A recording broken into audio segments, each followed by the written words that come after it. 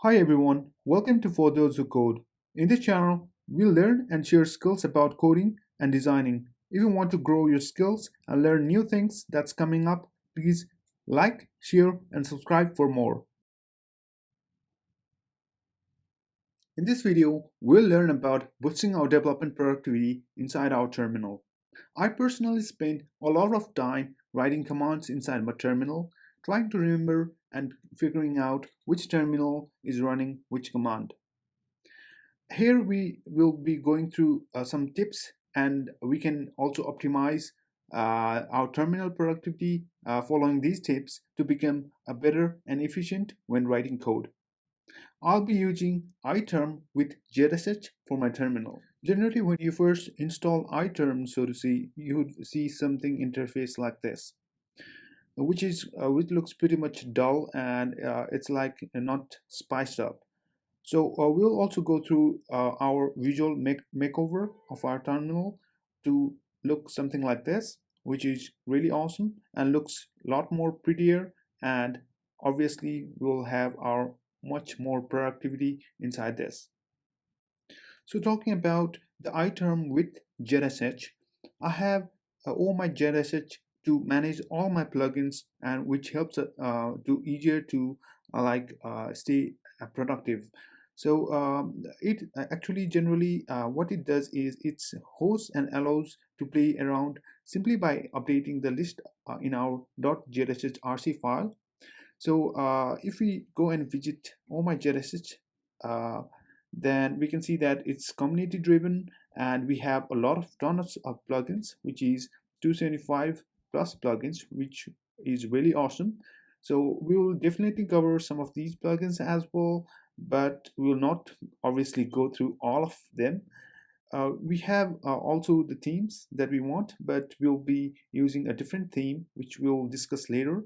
So to find this particular file .zsh-rc, you need to navigate to, let's first open iterm, and then inside here I have my root directory, which is this one, and just go inside this root directory, and I see all the list of files ls-a, and inside here what I can see here is .zsh-rc file.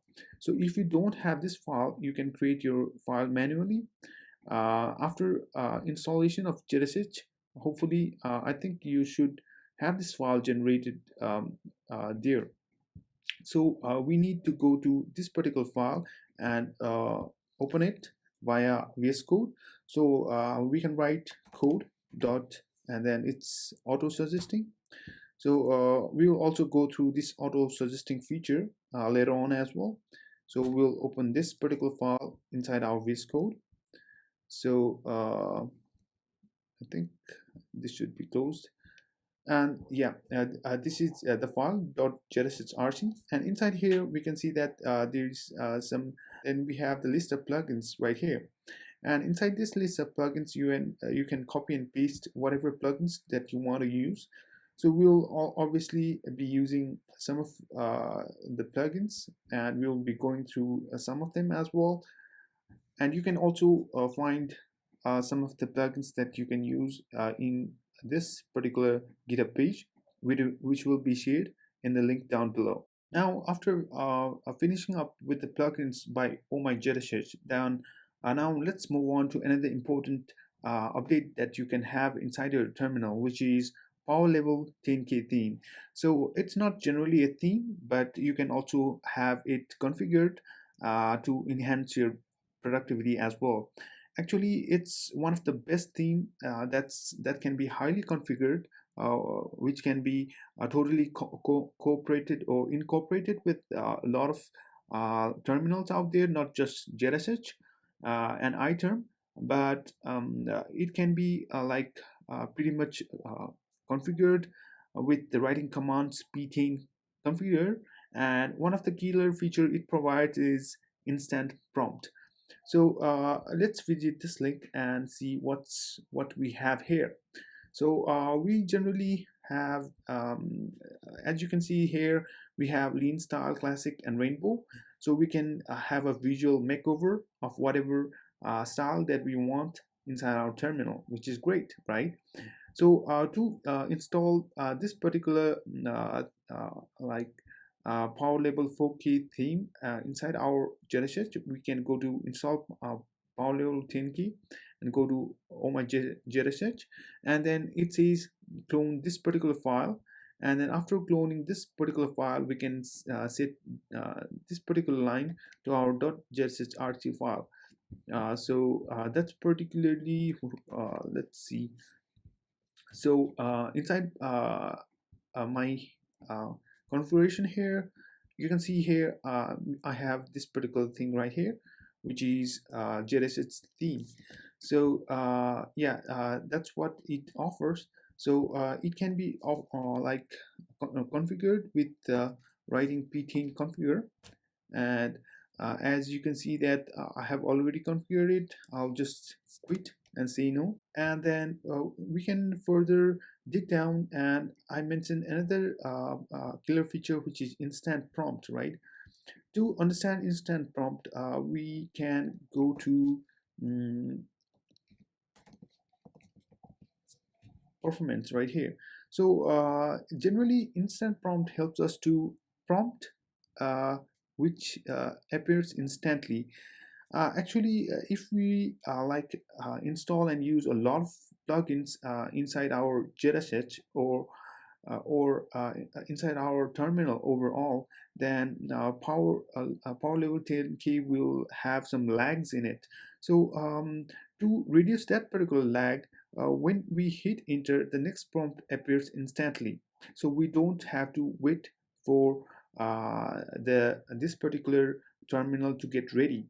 So that's what is much more out of the box that this particular power level 10K provides us. So actually here's written that's just crazy, and no one ever does that. It's kind of like you can go to this particular power level 10K GitHub page, which I'll be linking down below. You can go through the power level 10K and configure as per the uh, like steps here. So you can go to get started, and then oh my JSH, and add this particular lines to your ZSH-rc and configure as per your need. So after that configuration, you can change the visual makeover of your terminal, obviously. So now let's move on to the next step, which is FGF Fuzzy. So actually, it's a command line command line filtering. So in general sense, that can use with the files, command histories, processes, host name, bookmarks, git commits, etc. So for example, you have some commands that you wrote yesterday, but you don't remember that particular command, right? So in that case, you can hit on Control R or Control T. So those are the few of the key bindings that are available to us, and you can further dig down into FGF Fuzzy with this GitHub repository. I'll be linking down below. So to like test out and to see FGF Fuzzy, we can go to our command line, and you can hit on Control R, so that I can see all the commands that I recently typed. So I haven't typed a lot of commands recently. These are some of the commands that I generally use as an alias. We definitely will cover alias because we have that particular plugin installed inside our ZSH RC file using oh my ZSH. And then these are the particular commands, and then so we can hit on and place these. So if you just don't recall your commands, you can just use FGF Fuzzy. So in order to install this particular thing right here, you can install it via Homebrew, or you can also install it via oh my ZSH as well, I guess so.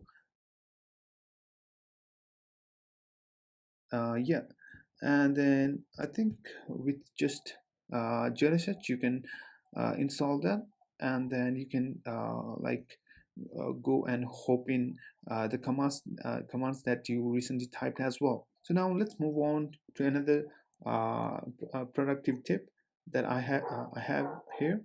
So the next one is uh, JIT, dash dash in a sense.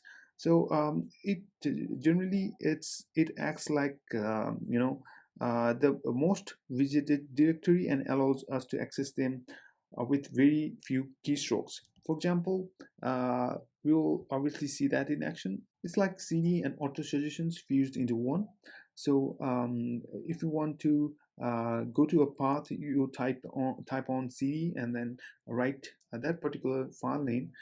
So in case of that, you don't have to type everything. So if I click on this one, then you can see the documentation here, and you can also check the installation. So you can, I think we do have installation with oh my JSH as well, and you can go to the document. Meanwhile, let's try using this, which I have already configured. So let's write git, and then I want to go to a desktop. So dx, and then it goes to the desktop because I haven't written everything, but just des. So it doesn't like autocomplete in a sense, but I want to go to the recent path that I visited, which is document. So I write git do, and it goes to the document. So and I can go to my files. So my files, and it goes to from documents to my files. Now I want to go to the document, and it goes to the document. So it generally helps us to hop out to the recent directories that we have just visited. So you can check that out as well. Another thing that's really interesting is obviously the Git plugin. It provides the built-in alias and also a useful function that you can explore obviously, but it's easy not to write everything, right? So it helps us with aliases. So if you don't know what is git alias, it's just like you don't have to write git add add dot. You can just hit an alias ZA, and you can like trigger git add dot.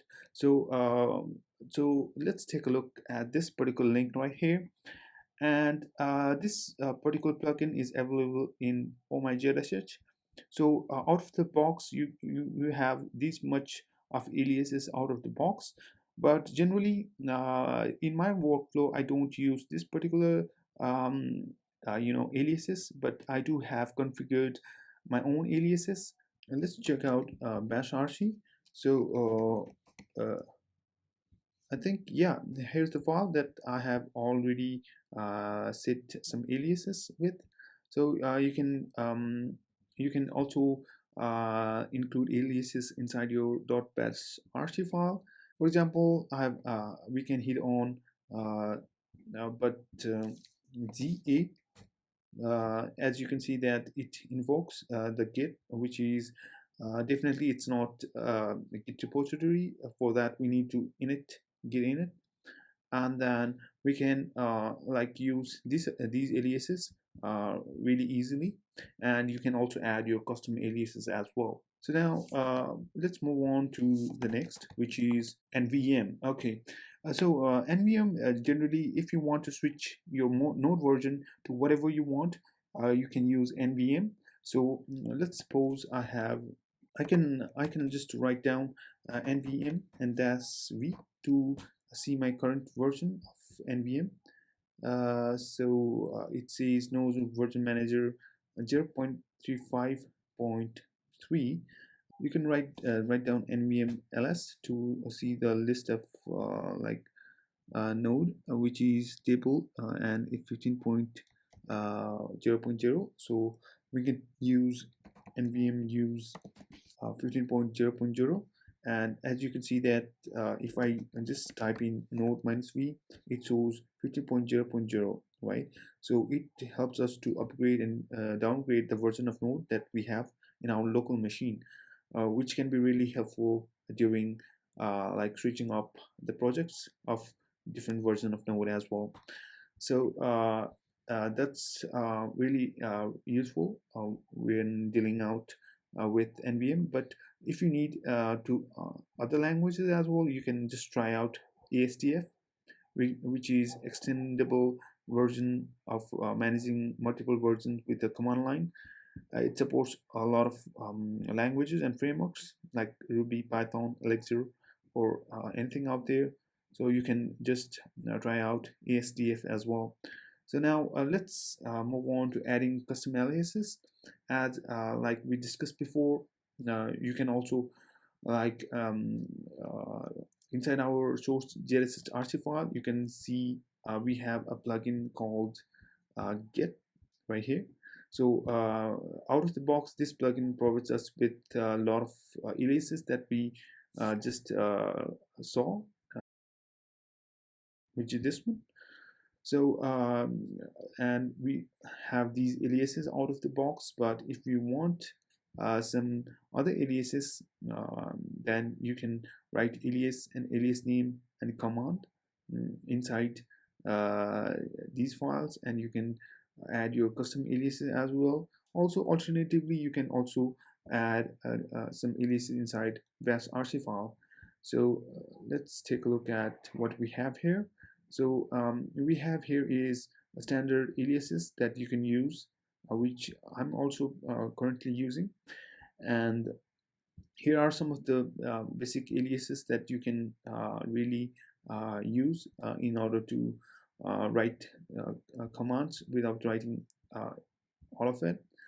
For example, GC. So if I type in GC, then it will tell me that it's not a Git repository, but obviously that invokes a Git command. So these are some of the commands that I have added inside my bash rc file, which is an alternative version that you can use. So guys, I hope you got some initial and basic ideas on increasing your productivity inside your terminal. So the last tip that I wanted to share, which I nearly forgot, is you can also split your terminal in case where you want to split it vertically or horizontally, so that you can write on multiple terminal. If you are working on backend, you can have this per terminal and this terminal for the front end, and you can also split it horizontally so that you can stay productive. So you can use any of these features to stay really productive. So I think I hope these tips are really useful for you. Thank you so much for watching my videos. If you guys want to learn more about design and coding, please like, share, and subscribe with a click down below. I'll be making much better videos like this. See you in the next one, guys.